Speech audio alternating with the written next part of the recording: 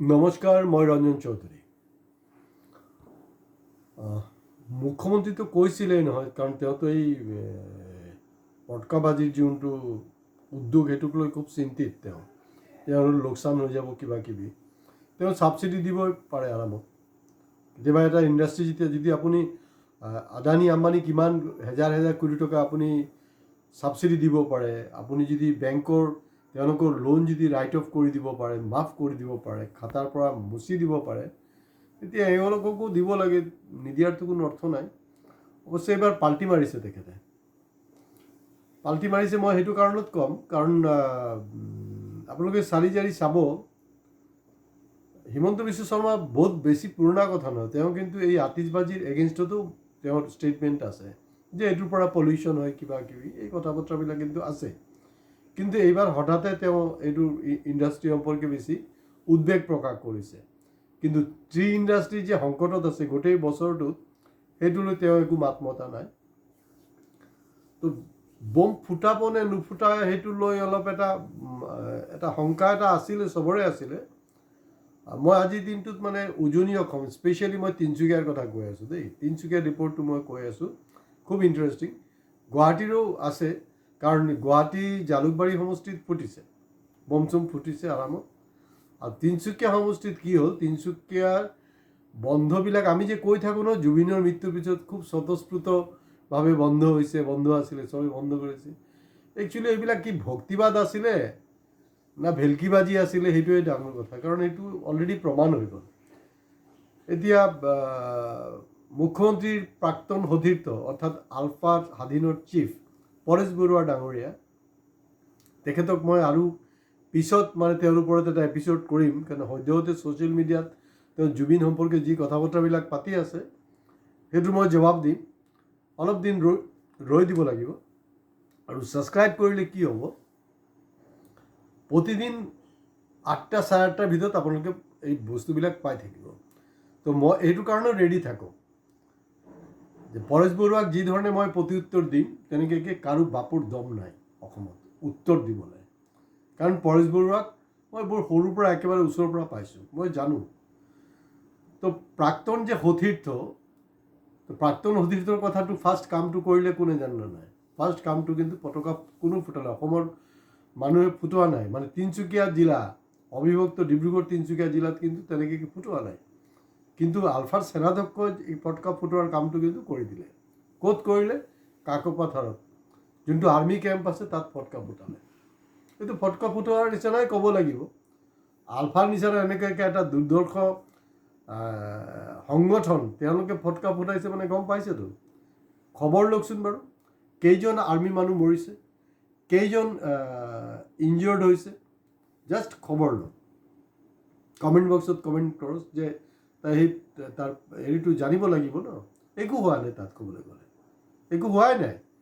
তাৰমানে ইনডাইৰেক্টলি কি হ'ল, এটা মেছেজ দিলে পৰেশ বৰুৱা যে আপোনালোকে ফটকা চটকা ফুটাব পাৰে, কোনো অসুবিধা নাই। আৰু এনে সাধাৰণতে অনা অসমীয়া যিবিলাক মানুহ, এতিয়াতো ধৰি লওক অসমীয়া মানুহ অলপ বেয়া পোৱা হৈছে আলফাক স্বাধীনক, কিন্তু অনা অসমীয়া মানুহবিলাকে খুব লগে লগে বস্তুটো অনুভৱ কৰিলে, বোলে বাহ পৰেশ কাই দেখোন বম ফুটালে, তাত আমাক ছিগনেল দিলেই, তো গতিকে আমিও ফুটাওঁ। পলাশবাৰীতো ফুটিছে, এতিয়াতো শুনিছোঁ পেপাৰ মতে ক'ৰবাত গুৱাহাটীতো বোলে ক'ৰবাত আচলটো ফুটিছে, এনেকুৱা হ'ল। কিন্তু লাজৰ কথাটো হ'ল যে তিনিচুকীয়া আজি নহয়, আলফাৰ সৃষ্টিৰ পৰা এটা সংবেদনশীল জিলা, বিশেষকৈ তিনিচুকীয়া জিলাখন সংবেদনশীল জিলা। তাত যি ধৰণৰ হেৰি হ'ব লাগে এইবিলাক হোৱা নাই। আপোনাৰ এই ঘটনাটো হোৱাৰ পিছতেই দেখোন আমি তিনিচুকীয়াৰ এছ পি ডাঙৰীয়াক তিনিচুকীয়াৰ পৰা ট্ৰেন্সফাৰ কৰিলে। এতিয়া আপোনালোকে ক'ব পাৰে না তেনেকৈ আৰু কেইবাজনো এছ পিক ট্ৰেন্সফাৰ কৰা হৈছে, কিন্তু তিনিচুকীয়াৰ এছ পিজনকতো ইমিডিয়েটলি ট্ৰেন্সফাৰ কৰিব নালাগিছিলে। আমি জানো তেনেকুৱাকৈ চৰকাৰী বহুত বিষয়া আছে যিসকলৰ 3 বছৰ পাৰ হৈছে, তৎসত্ত্বেও তেওঁলোকে কিন্তু মানে মুখ্যমন্ত্ৰীৰ আশীৰ্বাদত বহি আছে। তো মেজৰ একো হোৱা নাই। তো অনা অসমীয়াবিলাক কিন্তু বুজি পালে। অনা অসমীয়া মানে কোন? এইবাৰ তিনিচুকীয়াত এটা ভাল চিটুৱেশ্যন হ'ল, আন টাইমত যিবিলাক মাৰোৱাৰী সম্প্ৰদায়ৰ মানুহ আছে, মাৰোৱাৰী সম্প্ৰদায়ৰ মানুহবিলাক কিন্তু বহুত জবৰদস্ত বম চম ফুটাই দেই, মই আপোনাক কৈছোঁ। মাৰোৱাৰী সম্প্ৰদায়ৰ মানুহবিলাকক দেখা গৈছে তেওঁলোকে চিম্পলি তেওঁলোকৰ বিল্ডিঙত মিনিচাৰ লাইট চাইট লগোৱা চাকি জ্বলোৱা সিমানটোৱে কৰিছে। উৎপাতটো চবতকৈ বেছি কোনে কৰিছে জানো? তিনিচুকীয়াতো আছে, ডিব্ৰুগড়তো। উৎপাতটো হ'লগৈ যিবিলাক বঙালী মানুহ, গম পাইছেনে? যিবিলাক বঙালী মানুহ। মই 6 ছেপ্টেম্বৰৰ এপিছ'ডটো চাব যে বঙালী আৰু বাঙালীৰ ডিফাৰেঞ্চটো কি। এতিয়া আপোনালোকে গম পাব যে একচুৱেলি মই কোনখিনি বঙালীৰ কথা কৈ আছোঁ। বঙালী মানুহবিলাকে ফুটালে কি অদ্ভুত যুক্তি তাহাঁতৰ জানেনে? আৰু কিমান দিন জুবিনক লৈ হেৰি কৰি থাকিল, মানে আচল মালটো ওলাই গৈছে আৰু ইমান দিনতো ভক্তিবাদ আছিলেই, আচল আৰু কিমান দিন মানে সহ্য হোৱা নাই। কিছুমানৰ আছেতো মাক বাপেক মৰাৰ পিছত যে আপোনাৰ নিৰামিষ খাব লাগে, কিছুমান এনেকুৱা ল'ৰা ছোৱালী আছে আৰু কেইদিন খাব লাগিব মনে মনে কয়। এতিয়া জুবিনৰ ক্ষেত্ৰত কি হ'ল, এইটো মুখৰ পৰা আচল যোনটো মালটো আছে আচল মালটো ওলাই গ'ল। তেওঁলোকে কৈছে যে আৰু কিমান। আৰু এটা ইণ্টাৰেষ্টিং যুক্তি দিলে বঢ়িয়াকৈ। এয়া যুক্তিটো হ'ল যে না ৰামে যেতিয়া ৰাৱণক মাৰিছিলে তেতিয়াও নেকি এনেকুৱা দিয়াবাতি জ্বলোৱা হৈছিলে, চাকি জ্বলাইছে, মানে আতিশবাজি হৈছিলে। কিন্তু কথাটো হ'ল যে ৰাম আছিলে নে নাই সেইটোৱেতো ডাঙৰ কথা। ৰাম তেৰি গংগা মাইলি, এইটোতো আমি দেখি আছোঁ কি হৈ আছে সংসাৰত। ক'ত ৰাম আছে? ৰামো নাই ৰহিমো নাই, সেইটো কাৰণে এনেকৈ হ'ব পাৰিছে। এনেকৈ এতিয়া আমাৰ মুখ্যমন্ত্ৰী ডাঙৰীয়া নাটচাট কৰিছে। আমি যেনেকৈ বিচাৰিছোঁ যে এইটোক মানে অসমক কোনোপধ্যে মানে আজান ফকীৰৰ দেশ মানিবলৈ ৰাজি নহয় তেওঁলোকে, শংকৰ আজানৰ দেশ বুলি মানিবলৈ ৰাজি নহয়। তো তেনেকুৱা এটা পৰ্যায়কে পাইছে। বঙালী বুলি কওঁতে মই আৰু এটা বস্তু ইয়াত সংযোজন কৰিব বিচাৰিছোঁ। যিসকল মানুহ নিজক খিলঞ্জীয়া মুছলমান বুলি কৈ আছে নহয়, তাত দেখা গৈছে যে এইবাৰ খিলঞ্জীয়া মুছলমানৰ ঘৰতো বোম ফুটিছে। খিলঞ্জীয়া মুছলমান এইগুলি চব ঘণ্টা, কোনো কাম নাইকিয়া, ফাল্টু কথা। মুছলমানে হয়। এই খিলঞ্জীয়া বুলি একো নাই। ইও 5 বাৰ নমাজ আদা কৰিব লাগে, বাকী হিন্দী ভাষীও 5 বাৰ নমাজ আদা কৰে। তো তাত তেনেকুৱাকৈ এটা কাৰবাৰ হৈছে যে তেওঁলোককো দেখা গৈছে এইটো।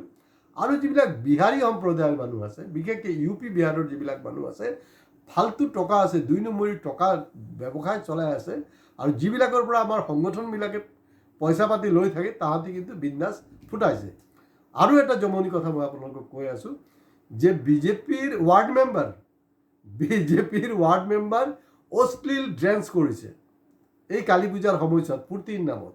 ডিগবৈতো তেনেকুৱা ঘটনা হৈছে, বিন্দাছ কৰি আছে। কাৰণ চাওক, মই কিন্তু কালী পূজাত কি হ'ব, কেনেকৈ এনজয় কৰিব, মই কেতিয়াবাই কৈছিলোঁ আপোনালোকক যে বিজেপি RSS আৰু তাৰ যি সাংগু পাংগু আছে তাহাঁতি আতিশবাজিবিলাক ছাপ্লাই কৰিব, আৰু একজেক্টলি ইটছ হেপেন। এইটো হ'ল তেনেকৈ হ'ল। গতিকে পৰেশ বৰুৱা গ্ৰীণ ছিগনেল দিলে ফটকা ফুটাবলৈ, ফটকা ফুটালে, এতিয়া ৰাইজেও ফুটালে। এইটো হ'লগৈ আচল মানে এই যে অনুৰাগী আমাৰ এই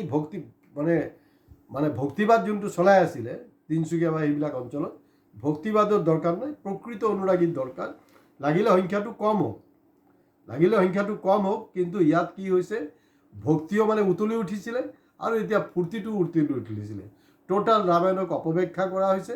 আৰু তাতকৈ ডাঙৰ কথা হ'ল তেওঁলোক যে জুবিন অনুৰাগী নহয়।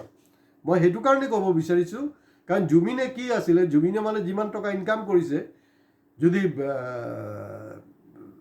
1 টকা ইনকাম কৰিছে, সি মানে 50 পইচা নিজে থৈছে, 50 পইচা আনক খৰচ কৰিছে। অৱশ্যে আজিকালিতো 50 পইচা নাইকিয়া।